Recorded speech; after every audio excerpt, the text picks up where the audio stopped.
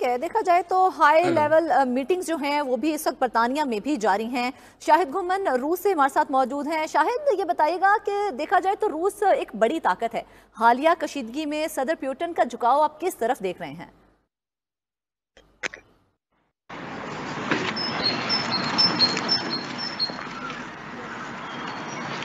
جی بالکل، شاہد اگر آپ ہمیں سن پا رہے ہیں تو بتائیے روس کا موقف بھی سامنے آ گیا ہے۔ روسی وزارت خارجہ نے اپنے بیان میں فری کین کو صبر و تحمل سے کام لینے کی اپیل کی ہے اور خطے میں بڑھتی ہوئی کشیدگی پر تشویش کا اظہار کیا ہے۔ روسی وزارت خارجہ نے کہا ہے کہ ایرانی وزارت خارجہ کے مطابق یہ حملہ اقوام متحدہ کے چارٹر کے آرٹیکل 50 مطابق اپنے دفاع کے حق کے دائرہ کار میں کیا گیا ہے، جس میں خطے میں ایرانی اہداف بشمول ایرانی عمارت پر حملوں کے جواب میں کیا گیا ہے۔ انہوں نے کہا کہ 1 اپریل کو دمشق میں ایرانی سفارتخانے کے قونصلر ڈپارٹمنٹ پر حملہ کیا گیا، جس کی روس نے شدید مذمت کی تھی، لیکن مغربی ممالک کے موقف کی وجہ سے اقوام متحدہ کی سلامتی کونسل اس حملے کا مناسب جواب دینے سے قاصر رہی۔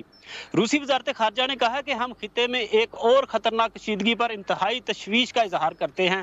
ہم نے بارہا خبردار کیا تھا کہ مشرق وسطیٰ میں بے شمار بحرانوں کو حل کرنے میں ناکامی اور فلسطینی اسرائیلی تنازع خطے میں مزید کشیدگی میں اضافے کا باعث بنے گا۔ انہوں نے کہا کہ ہم اس میں شامل تمام فریقین سے تحمل کا مظاہرہ کرنے کا مطالبہ کرتے ہیں۔ ہمیں امید ہے کہ علاقائی ریاستیں موجودہ مسائل کو سیاسی اور سفارتی ذرائع سے حل کریں گے، جبکہ امید ہے کہ بین الاقوامی اہم ممالک اس میں اپنا تعمیری کردار ادا کریں گے۔ جی ٹھیک ہے، بہت شکریہ۔ مختلف ممالک سے نمائندگان 92 نیوز ہمارے ساتھ موجود تھے، ہمیں تازہ ترین جو کشیدگی ہے اس کے حوالے سے اپڈیٹ کر رہے تھے۔ آپ کو بتائیں کہ خرم شہزاد برطانیہ سے ہمارے ساتھ موجود تھے، جبکہ غلام حسین امان روس کے دارالحکومت ماسکو سے ہمیں اپڈیٹ کر رہے تھے۔ اس کے ساتھ ساتھ شاہد گھمن ہمارے ساتھ موجود تھے۔ شاہد گھمن، یہ بتائیے گا کہ اس وقت جو موجودہ صورتحال ہے اس کے تناظر میں ممالک کی جانب سے کیا اہم فیصلہ کیا جا سکتا ہے اس کشیدگی کو دور کرنے کے لیے؟